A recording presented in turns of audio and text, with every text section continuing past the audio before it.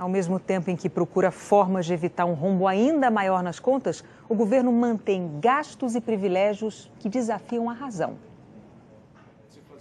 Esse especialista em gastos públicos, economista da Social Contas Abertas, fez as contas e descobriu que, se quisesse, o governo tinha onde e como cortar, sem aumentar o imposto sobre os combustíveis e congelar mais uma parte do orçamento, quase 6 bilhões de reais.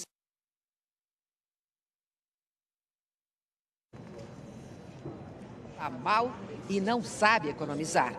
O Estado é paquidérmico, ineficiente e corporativo. Nós precisamos repensar esse Estado. A falta de dinheiro a gente vê em estradas esburacadas, universidades em crise, sem recursos. Nos hospitais públicos, falta tudo. A emissão de passaportes chegou a parar, voltou agora.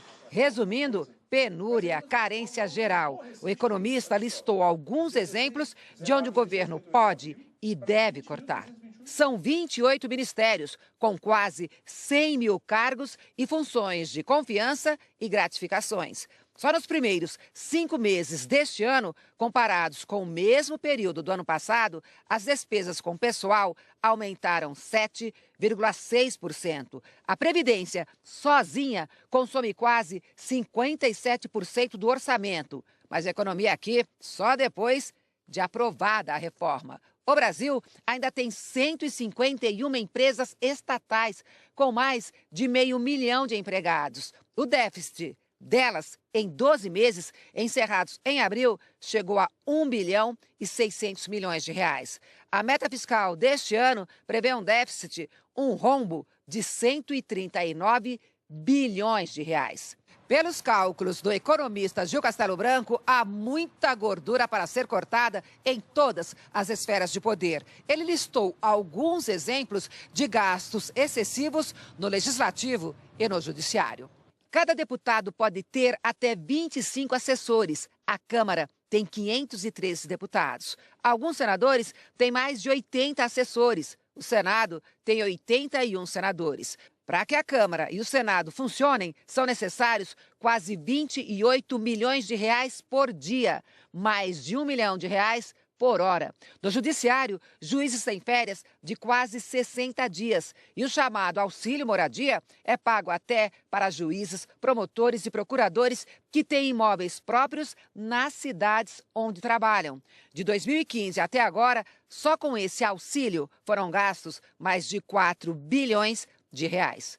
Esse esforço tem que ser dos 3 poderes. Realmente, somente se eles se sentarem em uma mesa e cada um fizer a economia necessária na sua área, aí sim nós teremos uma economia global interessante. Agora, enquanto isso não acontece, a sociedade sempre acredita que há mais o que cortar.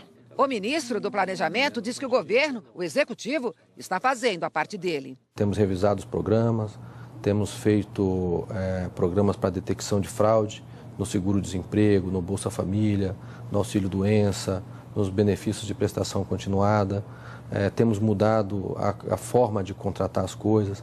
Hoje o Castelo Branco diz que a sociedade tem que perceber que isso, de fato, está sendo feito. A sociedade tem que exigir do governo todo o dever de casa. Ela tem que ter a sensação de que o governo realmente cortou ao máximo as suas despesas. Isso significa a sua estrutura, seja lá no tamanho do Estado, na quantidade de pessoal, seja nas isenções fiscais, enfim. Eu acho que tudo isso precisa acontecer para que o cidadão, então, possa eventualmente dar mais uma contribuição.